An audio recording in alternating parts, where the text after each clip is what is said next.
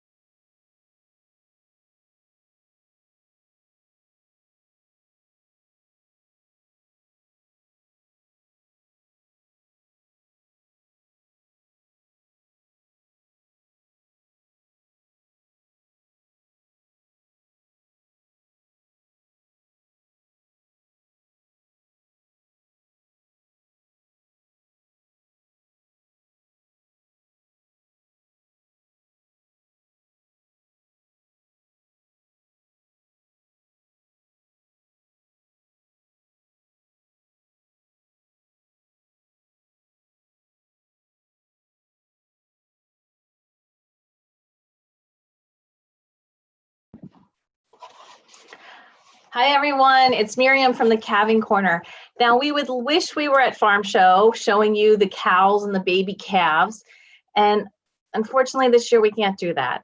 So we're going to make alternative plans and make the best of it. We have a great partnership with the Whitaker Center for Science and the Arts. They're going to be with us today, to Wednesday and Friday at 10 a.m., sharing with you some really cool STEM activities. We're gonna share that information with you also the day before on our Calving Corner social media pages. The Calving Corner Facebook page will have a list of the supplies you need to participate in these activities. They're really easy to do, and most of them just require items that you would have around the home.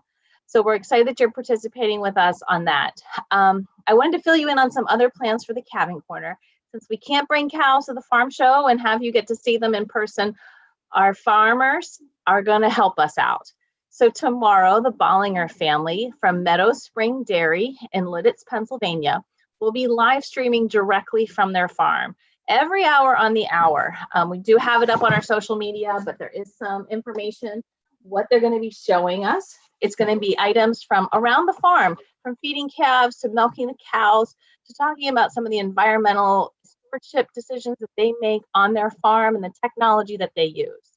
We also have 2 Q&A sessions where you can meet our farmers, Andy and Tom Bollinger, as well as the 4th generation on the farm, Seth Bollinger, and get any questions you may have answered. So if you have questions for these farmers, send them our way through Calving Corner Messenger. Also, so that's tomorrow starting at 10. They will hopefully have a couple live births, and you too can follow along and we'll live stream them. We'll be using our text alert system. So if you would like text alerts, text Calving Corner, one word, to 833-985-1834. There's the information for you. Calving Corner to 833-985-1834.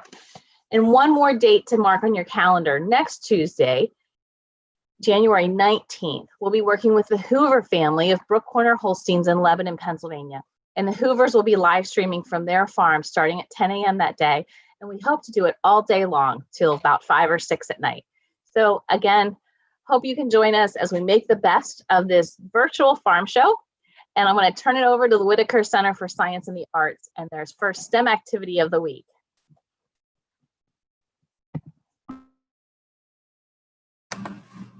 All right.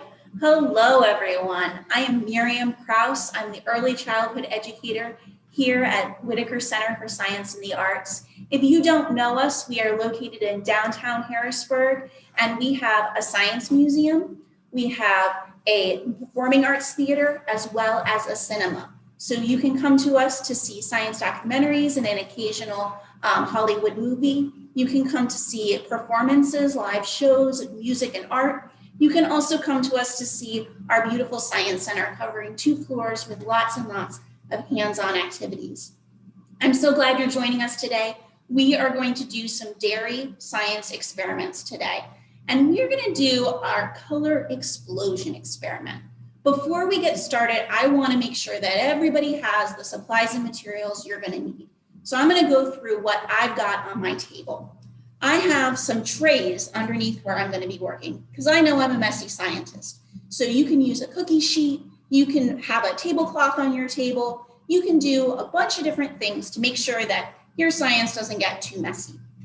I have some plastic or paper plates that I'm going to use to do my experiment in. I've got Q-tips, bunch of them. We'll need one for every experiment. I have some dish soap. This is just regular old dish soap. You can use any kind of dish soap that you have at your house. Mine happens to be orange scented. Oh, lovely. All right, we also have a bunch of kinds of dairy. So some milk, but also I have some cream and whipping cream. You, on your supply list, were told to have either whole milk or 2% milk. So I have whole milk and 2% milk right here. But we're also going to see how this experiment works with other kinds of dairy. So I also have some non-fat milk, might be labeled skim milk, that are the same thing. I have some 1% milk. I have some half and half, which is half cream and half milk mixed up together. And I have some heavy whipping cream. You probably only have the supplies and materials to do this experiment with your whole milk or your 2% milk, and that is okay. We're going to do it a bunch of times here, and I'm going to make sure that you can see what's happening with my experiments as well, so that we can experiment in a lot of different ways. Now, the way that, I also have some other things to help me, because as I said, I'm a messy scientist. I have some wipes on hand because I can get messy with my food coloring. You might have small food colorings. I have some big food colorings. They work the same way. I have yellow and blue and red. You can use whatever colors you have. Doesn't need to be just yellow, blue, and red. And then I also have some paper towels. Again, I get messy. So I think I'm pretty ready to start our experiment. The things that we always do when we're scientists experimenting is that we are going to make a prediction. That means we're going to think about what we think might happen when we're experimenting. We're going to make some observations. Observations can be used with all of our senses, but today we are going to use our eyes to do some observing. That means we're going to look closely, we're going to pay attention, and then we're going to tell someone else in the room about what we're seeing. It could be another kid that we're experimenting with, or it could be a grown-up that we're experimenting with. But we're going to have a conversation about the things that we observe happening in our experiment. I am a scientist, so I like to give myself a data sheet. That means I can write down what I'm observing and what I'm predicting so that I remember when I'm doing my other experiments what I thought before, so that I have it all written down and ready for me. So I have mine set up with, let's see if you can see this, my whole milk, my 2%, my 1%, my skim, half and half, and heavy cream. And you can see I already got food coloring on this. It gets pretty messy. I have a place for my predictions and I have a place for my observations. You can set something up like this if you want, or you can just make some notes on some scrap paper. Either is okay. So, all right, now I think we are ready to do some experimenting. Our first experiment is going to be with the whole milk and the 2% milk that you guys were asked to have on hand. So to get ourselves started, we're gonna pour just a little bit, maybe about this thick of milk in our plate, okay? It doesn't need to be super thick. It doesn't need to be full all the way, but you want to kind of have like a layer of milk. The nice thing about my plates, and I don't know if you'll be able to see this, they have a little lip right here. Not all plates are like this, but some are. And that's about the perfect amount of milk. So I'm going to use that as my my guide. So I have the same amount of milk in all of my plates. Whenever you're experimenting, you want to make sure it's the same every single time for all of your experiments. So I'm going to use that little line as my guide so that I know exactly what the amount of milk that I'm using. All right, so I'm going to put my lids on because I can get messy if I don't put lids on. And I also know there's some teachers out there who might have a whole classroom of kids and they're trying to pour milk for maybe 10 groups of kids. So we're going to give them a little bit of time to get themselves ready. The other thing is that we want our milk to be still. So if you just pour it and it's moving around inside of there, you don't want to add the food coloring, which is the next step. You want to let your milk get entirely still in your plate before you move forward. All right, my milk is still in both of my plates and I'm ready. I know that my purple plate is my 2% milk and my yellow tray is my whole milk, okay? I'm going to do both of these together because those are the ones that you guys all have at home. That way we're all in the same place. All right, I'm going to use my food coloring and I'm going to put maybe 2 drops of every color on each plate. And you can put them anywhere you want. That is up to you. That's part of your experiment. I'm going to put them in the same place on every plate as much as possible. It can be a little tricky, but I'm going to put 1, 2, and 1. Whoop. Food coloring, oh my, 2. That's what I said about being messy. I'll wipe up my food coloring before we move on so my table doesn't stay red forever. All right, now some blue. Drop, drop, and drop, drop. Nice. And now some yellow. All right, 1 drop of, or 2 drops of each color in on the plate. 1, 2, and 1, 2. All right, I'm gonna get just another minute or 2 because I know there's a bunch of teachers out there that are trying to get milk and food coloring to lots of kids sitting around their classroom, socially distanced and all of that. I'm just using my time to, clean up my messy self. All right, now for our experiment, we're gonna use these Q-tips and we are gonna dip them right into the middle of the plate. Now, for the experiment, we're gonna put soap on the Q-tip, but I wonder, do you think anything will happen if I just use the Q-tip and put it right down on the plate? I wonder, what's my prediction? I think that it will start to move if I put the Q-tip all by itself. That's my prediction. Well, let's try it and find out. You can take your Q-tip with nothing on it, and we are going to put it right here, and we're going to practice observing. We're going to see what happens. So I'm going to take my Q-tip, put it right down in the middle, and nothing happened. Well, I guess that last ingredient, that last step in this process, that dish soap, my lovely orangey smelling dish soap, maybe that's important. All right, I'm going to take my Q-tip. I'm going to dip it down inside of my soap. You want to get it Nice and gooey, just like that. All right. And on the count of 3, I'm going to do my 2% milk first. I'm going to put it right down in there. 1, 2, 3, go. Oh my goodness. The milk, it's moving. And the colors are moving too. I'm going to bring this a little closer so you can see what happened in my 2% milk plate. That's not going to work very well. Maybe if I do this and angle my camera down. Yes, that works a little better. All right, you can see that my colors have moved around and they've swirled in my plate. That's interesting. All right, let's try it with the whole milk. All right, I'm going to take my Q-tip again.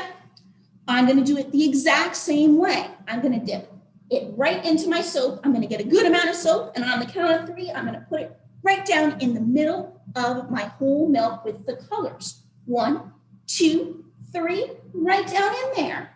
And, well, wait a minute. That kind of swirled around. So, my observations, let's make some observations. What do I notice happening in my 2% milk or my whole milk as I put the swab in? Did I notice anything happening? Tell your grown-up or tell another kid in your class what you notice happening. On mine, the whole milk swirled outward. I'm going to write down swirled out. And the 2% did too. The moment the soap touched it, the color shot outwards. It was like a color explosion right in the milk. I'll write that down too. Swirled out. Well, we've done our whole milk and our 2% milk. I told you I had a lot of kinds of dairy here. Let's see what happens when I use a different kind of dairy. This time, I'm going to bring it really close, and I won't do the experiment until I get right up here so you can see, because I know you probably don't have all these kinds of dairy at your house. So I'm going to move these aside so that they are out of my way. Smishing it around. All right. The next one I'm going to do is the low-fat milk. And I think I'm going to bring it up here, get myself a plate, and I'm going to set it up right here so everyone can see. There's the plate, and I'm going to use that line I told you about before to make sure I'm using the same amount of milk as I used in the other ones. Then I'm going to come with my food coloring. I'm going to put 2 drops of each color of food coloring in my container. All right, and the yellow is last. Let's see. Yellow last. All right, so now I've got to make a prediction. I know what happened with the 2% milk and the whole milk. I wonder what my prediction will be. You think about it and you talk to a grown-up or another kid. I think it will swirl out. I'm going to write that down. Swirl out. Okay, let's see. I'm going to move this down so you can see the milk. And I'm going to get my Q-tip and I'm going to get my soap. And on the count of 3, I'm going to put it right in there. 1, 2, 3. Right in there. Whoa. Well, that swirled out too. And I'm getting yellow kind of swirling up from the bottom. Very interesting. It still is swirling out. I'm going to write that down. That's my observation. Swirled out. If you notice anything else that's happening on yours, you can write that down too. If I look closely, I'm noticing I now have some green over here. I didn't start with green food coloring, but now I have green food coloring. That must mean their colors are mixing together. Interesting. All right, well, I have some more kinds of dairy over here, so let's try those out and see what happens. We are going kind of down in the amount of fat that is in our dairy. So now I'm going to go to the non-fat milk. That means the milk that has no fat in it. It's all been taken out. So I've got my plate. I've got my milk right in the plate. I'm gonna let that settle just for a minute as I grab my food colorings, bring them over here, and I'm gonna do, that was a lot of blue. Oh, well, that happens sometimes. Experiments are never perfect. And some yellow and some red. Well, it keeps swirling out. So I do think my prediction is going to be that the skim milk is still going to swirl out. I'm going to write that down. Swirl out. What do you think is going to happen? Talk to the grown-up or another kid that you're with and decide what you think might happen when we add the soap. All right, I'm going to lean this down so you can see. I'm going to get a nice clean cotton swab. And on the count of 3, let's see what happens. 1, 2, 3. Still swirling out, but you know what? That one didn't swirl out as much. I don't see any color mixing, and it kind of went out, but it didn't do it as much. That's my observation, and I'm going to write that down. I'm going to write down that it didn't move as much. Didn't move as much. Well, we went kind of down in the amount of fat that our milk had. Let's try going up. So we already did whole milk and 2% milk and 1% milk. Let's try half and half. Half and half has more fat in it than regular milk does because it's half regular milk and it is half cream. People use it most of the time, like in coffee. It's a lovely addition to coffee. So let's put it right there, and I will put my half and half right in the plate, right up to the line, just like the others, so all my experiments are the same. And we're gonna add my food coloring. 2 dots of the red and 2 dots of the yellow and 2 dots of the blue. Whoa, that was more blue. That's okay. All right, predicting time. What do you think is gonna happen? Do you think it's still gonna swirl out? I think it might, so I'm gonna write that down. Swirl out. Okay, I hope you made a prediction too. I'm gonna put the camera down so you can see what's happening in my plate. And I'm gonna get my soap. And on the count of 3, 1, 2, 3, and whoa, that went out a lot. And I'm getting some interesting colors over here. I've got some orange. Did I start with any orange? I don't think I did. I had yellow, but no orange. Must have mixed up with the red. So it did swirl out. I'm gonna write that down as my observation that it swirled. And it mixed colors. Very cool. All right. The last kind of dairy I have is heavy whipping cream. I'm going to get this tray out of the way and move on to my last tray.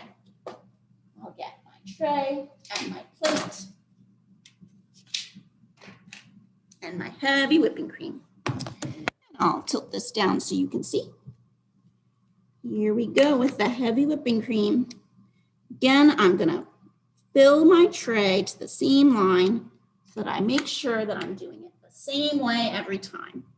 And then I'm going to add my food coloring.